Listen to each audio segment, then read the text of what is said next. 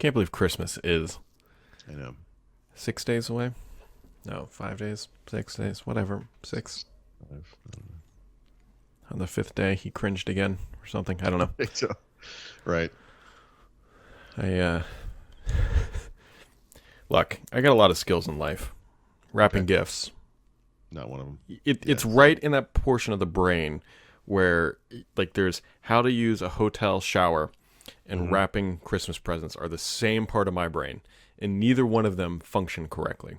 Do you think that wrapping a present is the same skill set needed to solve a Rubik's Cube, succeed at Tetris, play Jenga? You know what I mean? Like there's something,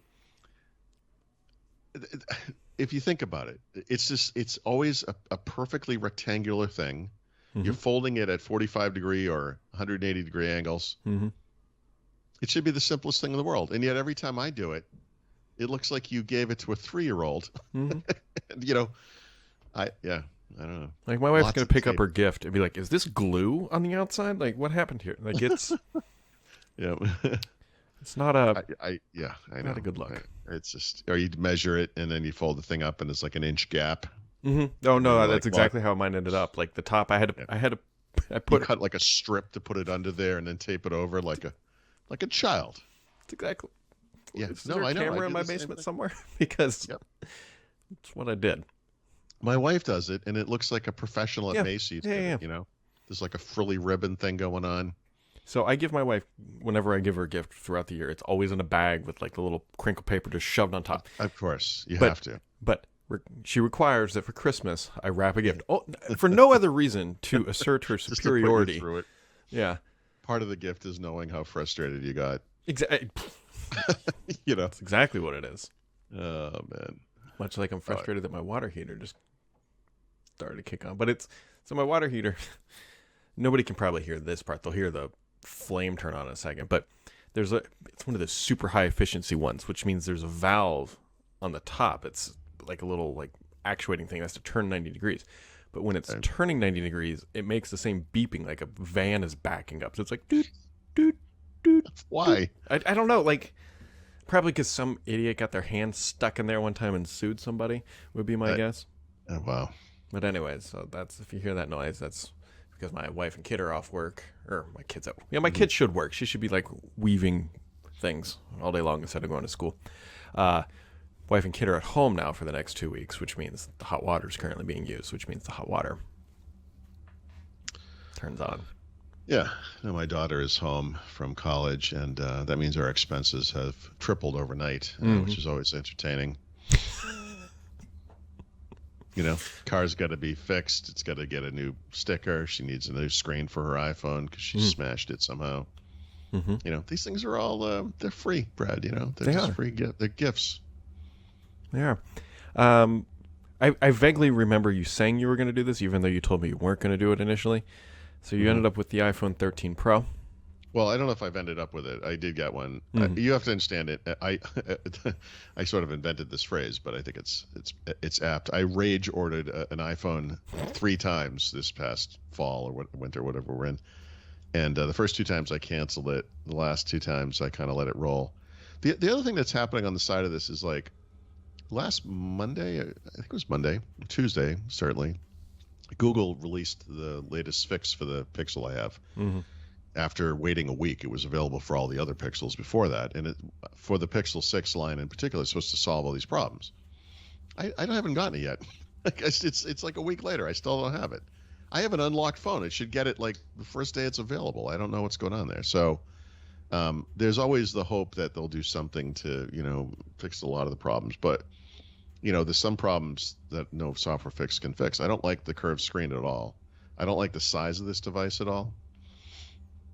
And this fingerprint reader is just it's just bad technology is what it is. It's and it's that ultimate that perfect example of bad technology because it works fine sometimes, but it doesn't work fine. So anyway, so yeah, I got the iPhone. So here's my knee-jerk reaction to this after a couple of days is I'm not sure this is going to solve any problems. Not because it's not a wonderful phone. This is a beautiful device. Like it's Hmm. really nice. And anyone who's like anti-Apple or whatever, like I get that, of course. I mean, I'm critical of the company, but this is beautiful. Like it's a beautiful device. And I think we're also at the point where if we stop overthinking things, you can do what you want to do with the home screen to make it the way you want. Like I can, certainly. And that aspect of it doesn't bother me. I like the fact that it's a flat screen. But this is one of those grass is always greener type deals. And for the litany of problems that I have with the Pixel 6 Pro, there's a list for this thing as well. I Hmm. mean, and a list. I'm I started writing a post that I was going to call like all the small things. Like I don't know what I'm going to call it exactly, but You should use the Blink 182 cover album when you do that. yeah, that's actually what was in my head when I thought of that. Because there's no major issue with this phone. Like there is no major issue. Um, and I guess arguably there's no issue. But like when you're used to Android, there's like a lot of little things, Hmm. and little things like around notifications or font sizes. Like you could go like on Android or iOS, you can go in and say, well, I want the objects on the screen generally to be larger or smaller. Android actually offers more fine-grained control of that. But then you have like font sizes. But the problem with the font size things is they have to be adopted by the apps. And like some of the app, like I've taken pictures of this. If you look at like Gmail next to Gmail, like the pixel screen is much bigger, but the font size is also bigger. So Hmm. on the iPhone, the screen is smaller, but the font size is smaller too. And it's like it looks it looks bad, or like something like Hmm. one of the things I always liked about Google Maps on iPhone is if you bump up the font size and you turn on like font bolding, which is one of the things I actually really like about the iPhone font situation, that goes onto the map in Google Maps.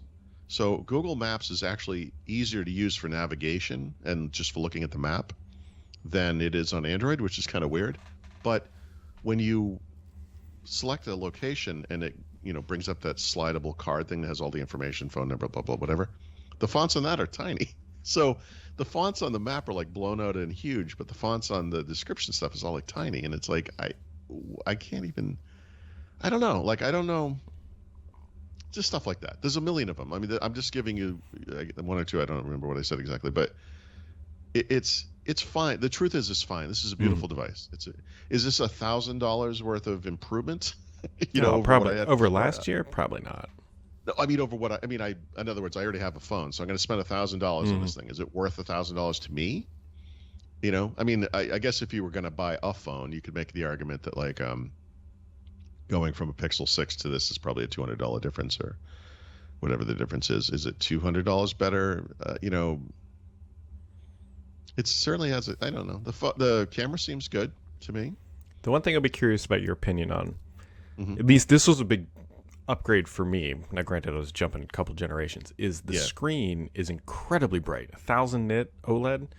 Like yeah. it's really Um, bright, which I Tell me if love. this makes any. This is a hard thing to describe. If you were in the room with me, I could show you the phone and you'd see it immediately. But I took pictures of our Christmas tree, and it was not quite. It wasn't. It doesn't matter if it's dark or not. It doesn't matter. But we have lights, and we have like LED lights on. They're Hmm. white and they're very bright. And I actually don't like how bright they are because we sit in the sunroom a lot, and at night it's dark. Hmm. You know, and now it's like let's lit up like like a spotlight, and we don't have a dimmer on. There's no way to dim them, which is a anyway, they're too bright. But I took some pictures of the tree. And if you have like a Google Pixel, if you take a photo, especially a complicated photo, maybe where it's like low light or something, if you go right to the camera roll, you'll see the photo. And then if you wait a second, it will kind of improve right in front of you. Hmm. And that's Google adding its AI stuff to it, right? So when I go to the photo I took of the Christmas tree, I took many photos, but um, there are, hundreds of lights on it, and it looks normal. And then all of a sudden the lights come in really bright. I'm like, that's interesting. So I went to the next photo. It did the exact same thing. Here's the thing. It's not an AI effect. It does it every single time I look at those photos on the iPhone. Those pinprick lights on the tree all of a sudden become much brighter. Like you flip to the photo and it Hmm. kind of comes in.